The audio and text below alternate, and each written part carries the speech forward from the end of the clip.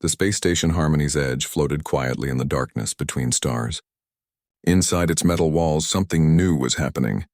For the first time in galactic history, students from different worlds were learning together in the same classroom. Taeho Kim sat in the back row and watched his classmates. He was the only human in the group. The other students looked nothing like him. They came from planets he had only read about in books. Veltar sat near the front. The Nexari student looked like a tall crystal that could walk and think. When Veltar wanted to talk, lights danced across their clear body. The lights made patterns that meant different words. Right now, the lights were soft blue. Taeho had learned that blue meant calm and ready to learn. Gruth took up 2 seats. The Banthak student was big and covered in thick gray skin that looked like armor. Gruth ate only plants, but he was still scary to look at. His people were strong and could live for hundreds of years. When Gruth was nervous, his skin got thicker and harder. Wisp floated in a special suit filled with gas.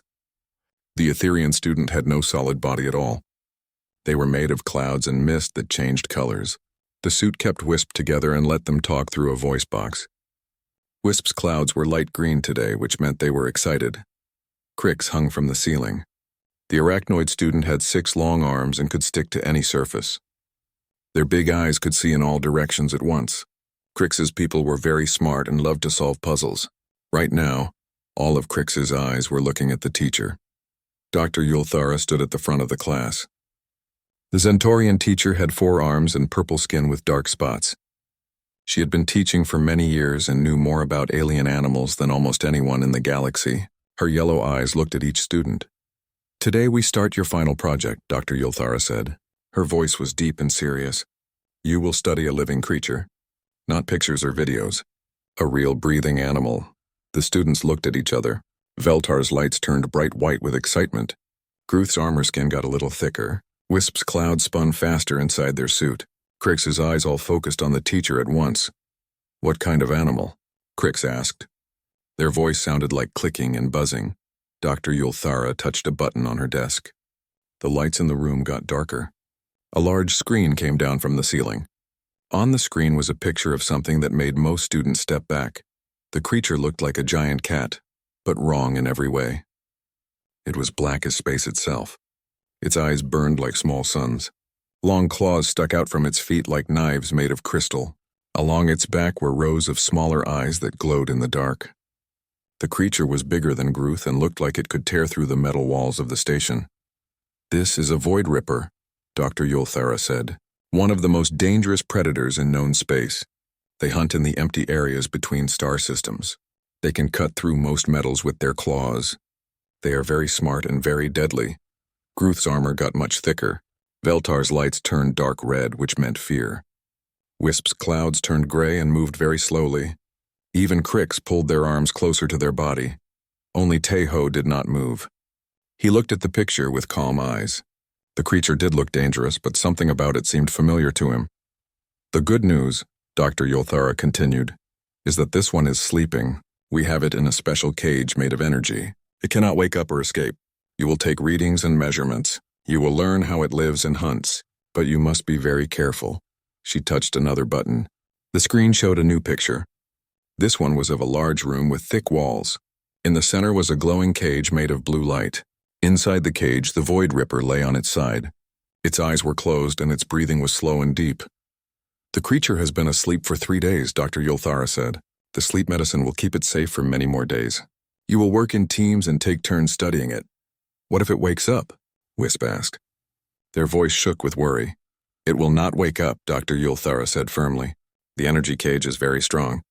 Even if the creature woke up, it could not escape. And we have many safety systems. There is no danger." Taeho raised his hand. "How long has it been in the cage?" 2 weeks, Dr. Yulthara answered. "We caught it near the outer rim. It was alone, which is strange. Void Rippers usually travel in groups called packs." Taeho nodded but said nothing more. He was thinking about what it meant for a pack animal to be alone for so long. The teacher gave each student a data pad with information about the creature. She explained what measurements they needed to take and what questions they needed to answer. The project would take 1 week to finish. As the class ended, the students talked about what they had learned. Most of them were scared but excited. This would be the most dangerous creature any of them had ever studied. I do not like this, Gruth said in his deep, rumbling voice. Dangerous things should stay dangerous places. The cage will keep us safe, Veltar's light said. But the lights were still dark red with worry. I hope the sleep medicine is very strong, Wisp said. Crix was already reading the datapad with all 6 eyes. The information says they are very smart. Smart, dangerous things are the most dangerous. Tejo listened to his classmates but did not say anything. He was still thinking about the creature in the picture. On Earth, he had grown up around animals. His family had dogs and cats and horses. He had learned that most animals, even big scary ones, were not really monsters. They were just trying to live their lives like everyone else. But he had never seen anything like a Void Ripper before. Maybe the animals from other worlds were different. Maybe they really were monsters. Still, something about the way the creature lay in the cage bothered him. It reminded him of the way his old dog used to sleep when he was sick and sad. The Void Ripper looked powerful and dangerous, but it also looked lonely. The next day, the class met in the laboratory where the creature was kept. The room was large and white and filled with machines that beeped and hummed. In the center, the energy cage glowed bright blue. Inside, the Void Ripper still slept. The students set up their equipment around the cage. They had to stay at least 5 meters away from the energy field. They used long tools to take measurements and special cameras to record everything. Tejo watched the creature carefully. It was even bigger than the pictures had shown. But as he watched, he noticed things the others missed.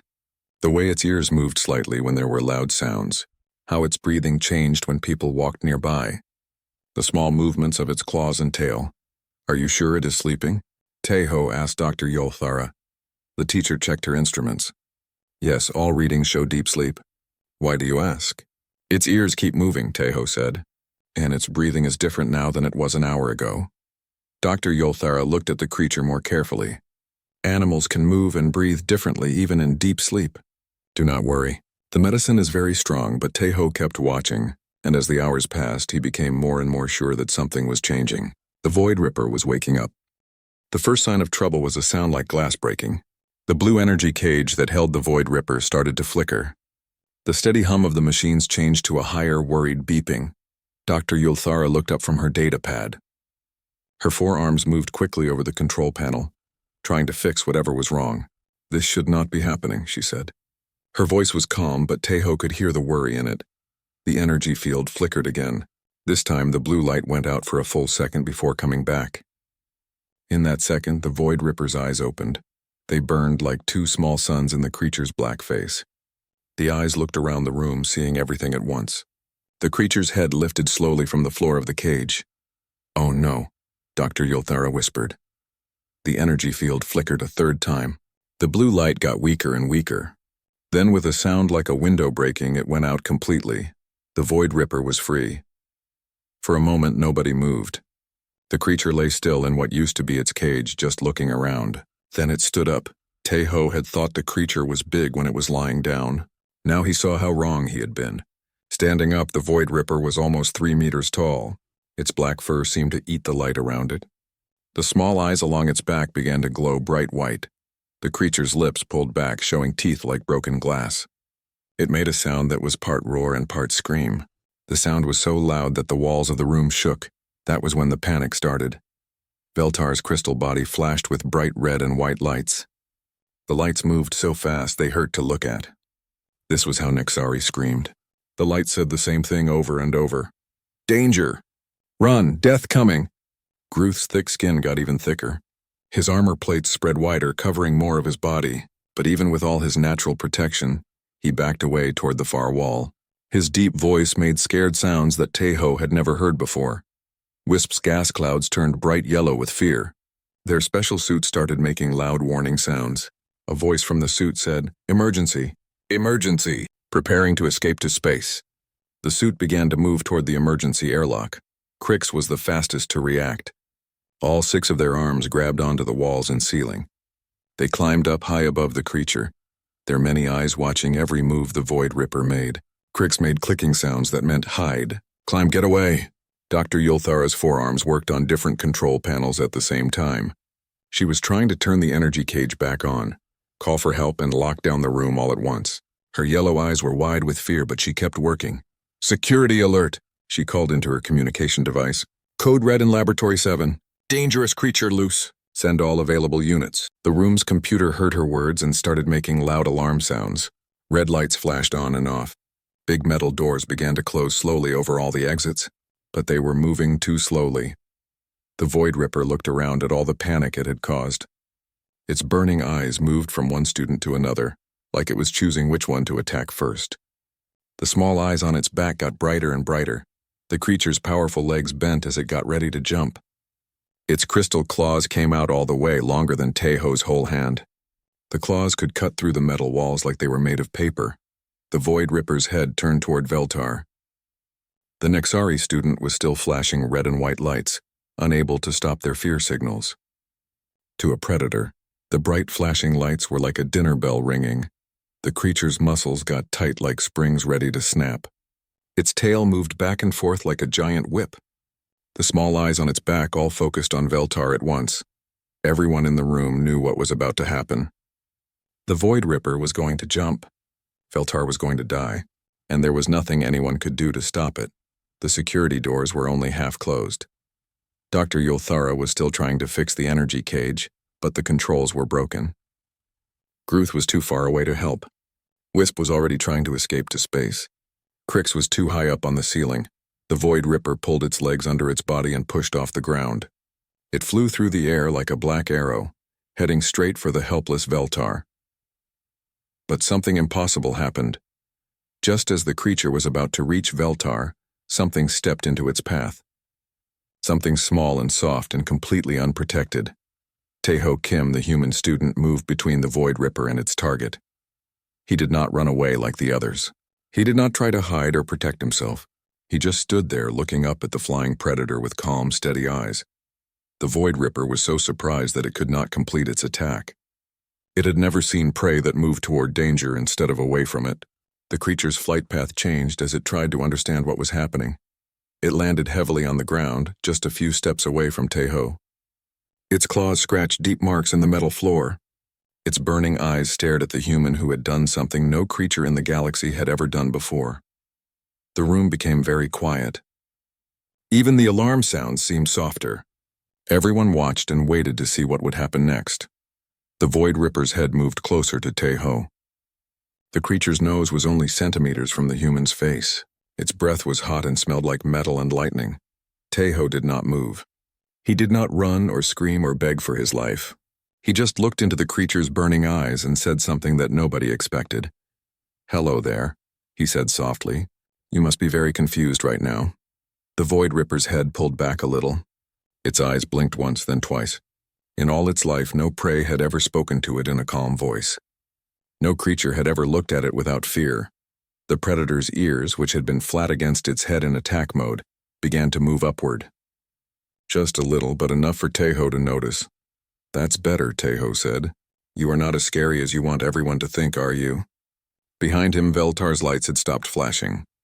The Nexari student was still afraid, but now they were also amazed. Everyone in the room was amazed. They were watching something that should not be possible. A human was talking to a Void Ripper, and the Void Ripper was listening. The creature's tail stopped moving like a whip. The small eyes on its back got a little dimmer. Its claws pulled back into its feet just slightly. Teho slowly raised one hand. His movements were calm and gentle, like he was reaching toward a nervous cat instead of a deadly space predator. "Easy now," he said. "Nobody here wants to hurt you. We just want to understand you." The Void Ripper looked at the raised hand, then it looked back at Teho's face. The creature tilted its massive head to one side like it was thinking about something very hard. For the first time since it had broken free, the Void Ripper did not look like a monster. It looked like a very large, very confused animal that did not know what to do next. And Teho Kim, the small human student from Earth, smiled at it like they were old friends. The Void Ripper stared at Teho with its burning eyes. The creature had hunted across the galaxy for many years. It had faced soldiers with plasma weapons, ships with energy shields, and machines built to kill. But it had never faced anything like this small, calm human. Teho kept his hand raised slowly, palm facing up. This was how he had learned to approach scared animals back on Earth. "I know you are confused," he said in his quiet voice. "This place is strange. These smells are strange. We are all strange to you. The creature's nose moved closer to Teho's hand. Its nostrils were as big as dinner plates, and when it breathed, hot air washed over the human's face. But Teho did not pull away. Behind them, Dr. Yulthara was still trying to call for security backup. But her voice was much quieter now. She was afraid that loud sounds might break whatever strange magic was happening between the human and the predator. "Security teams, move slowly," she whispered into her communication device. "Do not make sudden movements. Do not make loud sounds. The situation is unusual." Veltar's crystal body was still glowing, but the red fear lights had changed to soft purple. This was the color Nexari used when they were amazed and confused at the same time. Their light speech was very quiet now, saying things like, "How is this possible?" and "What is the human doing?" Gruth had not moved from the far wall. His thick armor was still spread wide, ready for danger, but his small eyes were watching everything with great interest. In his deep, rumbling voice, he whispered, "The human is either very brave or very crazy." "Maybe both." Cricks clicked from the ceiling. Their 6 arms held them steady while all their eyes focused on Teho and the creature. This should not work. Predators do not talk to prey. Wisp's gas clouds had stopped trying to escape to space. The yellow fear color was changing to light blue curiosity. "But the human is not acting like prey," Wisp said through their suit's voice box. "Prey runs away. Prey screams. Prey tries to hide." They were right. Teho was not acting like any prey animal the Void Ripper had ever hunted. Prey animals had a smell when they were afraid. Their hearts beat very fast. Their breathing became quick and shallow. They made high, scared sounds, but this human smelled calm. His heart was beating normally. His breathing was slow and steady, and his voice was soft and gentle, like the sounds a parent might make to comfort a scared child. The Void Ripper's head tilted the other way. In its long life of hunting, it had learned to read other creatures very quickly. Scared creatures acted one way. Angry creatures acted another way. Dangerous creatures acted yet another way. But this human was acting like none of those things. This human was acting like a member of its own pack might act when trying to calm a frightened packmate. The thought confused the Void Ripper. Humans were not part of its pack. Humans were not even from the same part of the galaxy. How could this strange, small creature know the right way to act? Teho noticed the creature's confusion and took a small step forward. "Not fast, not threatening, just closer." "You have been alone for a long time, have not you?" he asked. "Dr. Yulthara said you were found by yourself. But your kind usually travels in groups." The Void Ripper's ears moved up a little more. The human was right. It had been alone for many months. Its pack had been killed by hunters near the rim. It had been searching for other Void Rippers ever since. But the galaxy was big, and its kind were few. Being alone was hard for a pack animal. It made hunting more difficult. It made sleeping dangerous. Most of all, it made the creature lonely in a way that went deeper than hunger or pain. "I think I understand," Teho said. He took another small step forward. Now he was close enough to touch the creature if he wanted to. "On my world, we have animals that are like you. Big predators that hunt in groups. When they get separated from their pack, they become sad and angry and confused." The Void Ripper's burning eyes blinked slowly. The human's words were making pictures in its mind. Pictures of its lost packmates. Pictures of hunting together under the stars. Pictures of sleeping in a warm pile of bodies, safe and protected. The small eyes along the creature's back were getting dimmer. The angry white glow was changing to a softer, sadder blue. This was the color Void Ripper's eyes turned when they were mourning. Teho saw the change and nodded. "Yes, that is it. You are not angry at us. You are just sad and lonely and scared. You woke up in a strange place with strange creatures and you did not know what to do." The Void Ripper made a sound that was not quite a roar and not quite a whine. It was the sound its kind made when they were calling for their packmates. But there were no packmates to answer. Dr. Yulthara was listening to everything with amazement. In all her years of studying alien creatures, she had never seen anything like this. The human was talking to the Void Ripper like it was a person, not a mindless killer. And somehow the creature was understanding. "Impossible," she whispered to herself. "Void Rippers are supposed to be pure predators. They do not have complex emotions. They do not feel loneliness or sadness." But the evidence was right in front of her eyes. The creature's whole body language had changed. Its claws were pulled back. Its tail was no longer whipping back and forth. The aggressive posture was melting away into something that looked almost like vulnerability. Teho slowly moved his hand closer to the creature's massive head. "It is okay," he said. "You do not have to be afraid anymore. We are not going to hurt you." The Void Ripper's nose touched Teho's palm. The contact sent a shock through the creature's whole body. It had been so long since anything had touched it without trying to hurt it. The human's hand was warm and soft and gentle. The creature closed its burning eyes and leaned into the touch just a little.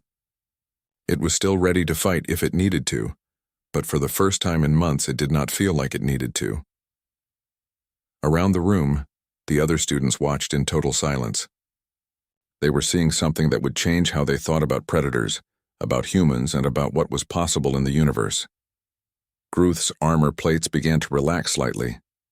"The human has made the monster calm," he rumbled in amazement. "Not monster," Veltar's light said. "The human is right. It is just alone and scared."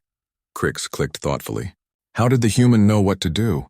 How did he know the right words to say?" Wisp's cloud swirled slowly as they thought. Maybe humans are different from us. Maybe they see things we do not see. Dr. Yulthara was thinking the same thing. She had read about humans before this exchange program started. She knew they were pack animals like Void Rippers. She knew they had evolved alongside many different types of creatures on their home world. But she had not understood what that really meant until now. Humans had learned to communicate with creatures that were not like them. They had learned to see past teeth and claws to the intelligence underneath. They had learned that most dangerous things were only dangerous because they were afraid. And somehow, this young human student had used all of that knowledge to do something that galactic science said was impossible. He had made friends with a Void Ripper. The creature opened its eyes and looked at Teho again. This time the burning glow was softer, warmer. The creature made a low sound in its throat. Not a growl, but something closer to a purr. Teho smiled. "That is better. Now would you like to lie down? You must be tired after being asleep for so long." The Void Ripper tilted its head again, considering. Then slowly, it began to lower its massive body toward the ground. The Void Ripper lowered itself to the ground slowly, like a giant cat deciding to rest. But it kept its burning eyes on Teho the whole time. Its massive body settled onto the cold metal floor with a soft thump that everyone in the room could feel through their feet. Teho knelt down next to the creature. He was now at eye level with the most dangerous predator in known space, close enough to see his own reflection in its glowing eyes. Anyone watching from outside would think he had lost his mind. "You are not really a monster, are you?" Teho said softly, reaching out to gently touch the creature's head. "You are just a person. A different kind of person, but still a person who feels things and thinks things and wants things." The Void Ripper's ears twitched at the word person. In all its life, no one had ever called it that before. Hunters called it beast or target or nightmare. Scientists called it specimen or subject or dangerous creature. But this human called it a person. Dr. Yulthara heard what Teho said and felt her understanding of the universe shift a little. She had spent her whole career studying alien animals. She had always thought of them as things to be examined and catalogued. But what if the human was right? What if the creatures she studied were not just animals, but people who happened to be shaped differently? The security teams that Dr. Yulthara had called for finally arrived. They came through the slowly opening doors with their energy weapons ready and their armor shining. But when they saw what was happening in the room, they stopped moving. The team leader, a tall Zentorian like Dr. Yulthara, spoke into his communication device. "Command, this is Security Team Alpha. The situation is not what we expected." "Report," came the voice from Command. "The dangerous creature is loose, but it is not attacking. There is a human student sitting next to it. They appear to be talking." There was a long pause from Command. "Repeat that, Alpha Team." "Sir, the human appears to have made the Void Ripper calm. It is lying on the ground and letting him touch it. I have never seen anything like this." The security team stayed by the door, not sure what to do. Their weapons were designed to stop a rampaging monster, not a creature that was acting like a giant peaceful pet. Teho continued to gently stroke the creature's head. The Void Ripper's eyes began to close with contentment. "Tell me about your pack," Teho said. "What were they like?" The creature made a series of low sounds. They were not quite roars and not quite whines, but something in between. To everyone else in the room, they sounded like meaningless noise. But Teho listened carefully, like he was trying to understand a foreign language. "I think I understand some of it," he said. You had a family. Brothers and sisters, maybe parents. You hunted together and slept together and protected each other. And then something bad happened to them. The Void Ripper's eyes opened and looked directly at Tae-ho. The human had understood. Somehow, this strange little creature from a distant world had heard the pain in its voice and knew what it meant. Beltar's crystal body pulsed with soft, curious lights. How does he know what it is saying? Their light speech asked. Humans do not speak Void Ripper. Gruth had moved a little closer, his armor still thick but not as spread out as before. Maybe he does not need to speak their language, he rumbled thoughtfully. Maybe sadness sounds the same in all languages. Crix climbed down from the ceiling just a little, still ready to climb back up if needed. The human is doing something we cannot do, they clicked. He is seeing the creature as more than just a dangerous thing. Wisp's clouds had turned a peaceful green color. On my world, we have old stories about creatures called pack-bonded. They could make friends with any living thing, even dangerous ones. I thought they were just stories. Dr. Yulthara was taking notes as fast as she could with all four of her arms. This was the most important discovery of her career. A human had somehow communicated with a Void Ripper on an emotional level. This would change everything scientists thought they knew about interspecies contact. Tae-ho continued to speak softly to the creature. I know what it feels like to be far from home, he said. I am the only human on this station. Sometimes I feel very alone too, but I have made friends here, even though they are all different from me. Maybe you can make friends too. The Void Ripper's tail began to move, but not in the angry way it had before. Now it moved slowly back and forth like a cat that was happy and relaxed. The small eyes along its back had turned from angry white to peaceful blue. See? Tae-ho said, smiling. You are already feeling better. The angry feelings are going away. The creature made another series of sounds, softer this time. Tae-ho listened carefully again. You want to know if we will hurt you, he translated. That is a good question. Dr. Yulthara, will we hurt our new friend here? Dr. Yulthara looked up from her notes. The human was asking her to make a promise to a Void Ripper. A few hours ago, she would have thought that was crazy. Now, looking into the creature's intelligent eyes, it seemed like the most reasonable thing in the world. No, she said firmly. We will not hurt you. You are our guest here. We just want to learn about you. The Void Ripper's head turned toward Dr. Yulthara. Its burning eyes studied her for a long moment. Then it made a sound that might have been agreement. Tae-ho grinned. I think that was a yes, see? You are all going to be friends. The security team was still standing by the door, completely confused. Their team leader spoke into his communication device again. Command, I think we can stand down. The situation appears to be under control. Are you sure, Alpha Team? The team leader looked at Tae-ho sitting calmly next to the massive predator. The human was now scratching behind the creature's ears and the Void Ripper was making happy purring sounds. Yes, sir. I think the human has things well in hand. As if it could understand the conversation, the Void Ripper turned to look at the security team. But instead of snarling or showing its teeth, it just blinked slowly at them. It was the same kind of slow blink that Earth cats used to show they were friendly. One of the security team members, a young Banthak, lowered his weapon slightly. It almost looks like it is trying to say hello, he said in amazement. Maybe it is, Tae-ho called over. Why do not you try saying hello back? The young Banthak looked at his team leader, who shrugged. Hello? The Banthak said awkwardly. The Void Ripper tilted its head and made a soft chuffing sound. Then it slowly blinked at the Banthak again. I think it likes you, Tae-ho said with a laugh. Around the room, the mood was completely different from what it had been an hour ago. Instead of panic and terror, there was wonder and curiosity. The most feared predator in the galaxy was lying peacefully on the floor, letting a human pet it and trying to make friends with everyone it met. Dr. Yulthara realized that her original lesson plan was completely useless now. She had planned to teach her students about dangerous predators by observing one from a safe distance. Instead, they were learning something much more important. They were learning that the line between monster and person was not as clear as they had thought. They were learning that intelligence and emotion could exist in forms they had never imagined.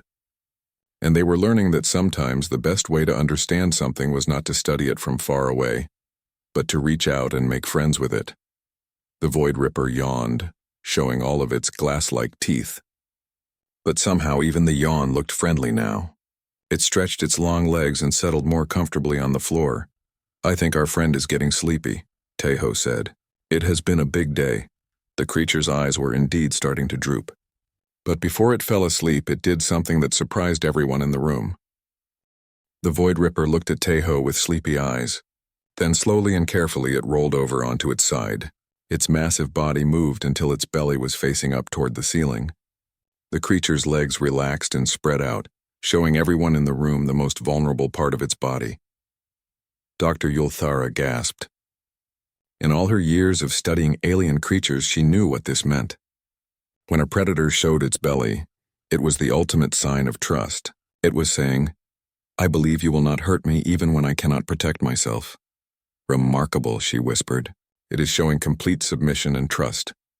Tejo smiled and gently placed his hand on the creature's exposed belly. The fur there was softer than anywhere else, and he could feel the Void Ripper's heart beating slowly and steadily underneath. The creature made a sound that everyone in the room could hear and feel. It started deep in its chest and rumbled through the metal floor. The sound was like the purring of a giant cat, but much louder and deeper. The small eyes along its back pulsed gently in time with the purring, creating a light show of peaceful blue and purple colors. "It is purring," Tejo said with wonder in his voice. "It is actually purring." Veltar's crystal body flashed with amazed white lights. "Impossible. Predators do not purr. Only happy creatures purr." "Maybe that is the point," Gruth said from his spot by the wall. His armor had finally relaxed completely, and he was walking slowly closer to see better. Maybe the creature is happy now. Crix had climbed down from the ceiling entirely and was approaching on all 6 legs. Their compound eyes were focused on the purring Void Ripper with scientific curiosity. The sound frequency is very low. It is probably how its kind shows contentment to their packmates. Wisp floated closer as well, their clouds now a bright, cheerful yellow. "So it thinks we are its pack now?" Tejo continued to gently rub the creature's belly. "I think so. Pack animals need to belong somewhere. Since its original pack is gone, it is looking for a new one." The security team was watching everything with amazement. Their team leader had put away his weapon completely and was speaking quietly into his communication device. "Command, you need to see this to believe it. The Void Ripper it is purring. The human student has it completely calm and friendly. Request permission to record this for the science department." Permission granted. Alpha Team. This is going to rewrite every textbook in the galaxy. Dr. Yulthara was already recording everything with multiple cameras and sensors. The data she was collecting would be studied for years to come. But right now she was more interested in just watching the miracle happening in front of her. The young Banthak security officer who had said hello earlier took a step closer. Can I try touching it too?" he asked nervously. Tejo looked at the Void Ripper's face. The creature's eyes were half closed with contentment, but it was still aware of everything around it. "What do you think, friend? Would you like to meet more people?" The Void Ripper's head turned toward the young Banthak. It studied him for a moment, then made a soft chuffing sound and blinked slowly. "I think that is a yes," Tejo said. "But move slowly and let it smell you first." The Banthak approached very carefully, one step at a time. When he was close enough, he held out his hand like Tejo had done. The Void Ripper's massive nose sniffed at the offered hand. Then, to everyone's amazement, the creature gently licked the Banthak's palm with a tongue as big as a dinner plate. The young security officer's eyes went wide. It is so gentle," he said in wonder. "I thought it would be rough and scary." "Animals are usually only rough and scary when they are afraid," Tejo explained. "When they feel safe, most of them are actually very gentle." One by one, the other students began to approach. Veltar came first, their crystal body pulsing with curious purple lights. The Void Ripper watched the moving lights with interest, and when Veltar was close enough, it gently touched their crystal surface with the tip of its nose. Veltar's lights exploded in happy white and gold colors. "It is warm," their light speech said, "and its mind feel kind. How can something so dangerous feel so kind?" Gruth approached next, his heavy footsteps making the floor shake slightly. But the Void Ripper was not bothered by the noise. It lifted its head and sniffed at Gruth's thick armored skin. Then it made a rumbling sound that seemed to mean approval. "You are very big," Gruth said to the creature in his deep voice. "But I think you have a good heart." Crix came forward on all 6 legs, clicking softly. The Void Ripper was fascinated by the spider-like alien. It watched with bright eyes as Crix demonstrated how they could stick to walls and ceilings. When Crix was close enough, the creature gently touched one of their legs with its nose. Crix clicked in amazement. Its nose is very sensitive. I think it can smell emotions. Finally, Wisp floated over in their special suit. The Void Ripper had never seen anything like a creature made of gas and clouds. It sniffed curiously at the suit, then seemed to understand that the real Wisp was inside. "Hello," Wisp said through their voice box. "I'm sorry we trapped you in a cage. We did not know you were a person." The Void Ripper tilted its head at the apology. Then it made a series of soft sounds that somehow seemed forgiving. Dr. Yulthara approached last. She had been watching everything with scientific amazement, but now she wanted to experience it for herself. "May I?" she asked Teho. "Ask our friend," Teho said, gesturing to the Void Ripper. Dr. Yulthara looked into the creature's glowing eyes. "Hello," she said formally. "I am Dr. Yulthara. I have been studying creatures like you for many years, but I have never met one personally. Would you allow me to greet you properly?" The Void Ripper considered this for a moment. Then it rolled back over onto its stomach and lowered its massive head until it was level with Dr. Yulthara's. Its burning eyes looked directly into hers. Very gently, the creature touched its forehead to hers. Dr. Yulthara felt the warmth of its skin and the power in its muscles, but she also felt something else. Intelligence, curiosity, and a deep loneliness that was finally beginning to heal. "Remarkable," she whispered. "You really are a person, are not you? You have feelings and thoughts just like we do." The Void Ripper made a sound that seemed like agreement. Then it settled back down onto its side, inviting everyone to come closer. Soon all the students and even some of the security team were gathered around the creature. Teho continued to rub its belly while the others petted its sides and talked to it softly. The Void Ripper's purring got louder and happier. "What should we call you?" Teho asked the creature. "You need a proper name." The Void Ripper made a complex series of sounds. They were different from its earlier communications, more musical, more personal. "I think that was its real name," Dr. Yulthara said, "in its own language. But we cannot pronounce that," Gruth pointed out. "Human mouths are not made for those sounds," Teho thought for a moment. "How about Star? Because your eyes burn like stars and you travel between the stars." The creature seemed to consider this. Then it licked Teho's face with its enormous tongue, covering him in warm saliva. Everyone laughed, including Teho. "I think that means yes," he said, wiping his face. And so the most dangerous predator in known space became Star, the first Void Ripper to join a mixed species pack. The creature that had been feared across the galaxy became a bridge between different worlds and different kinds of people. Dr. Yulthara's final report on the incident would change how the galaxy thought about predators, about intelligence, and about what it meant to be a person. But more importantly, it would help create new laws protecting creatures like Star from being hunted or caged. As the day ended and Star settled down for a peaceful sleep surrounded by its new pack, Teho reflected on what had happened. He had started the day thinking he was going to study a dangerous animal. Instead, he had made a friend who would change the course of galactic history.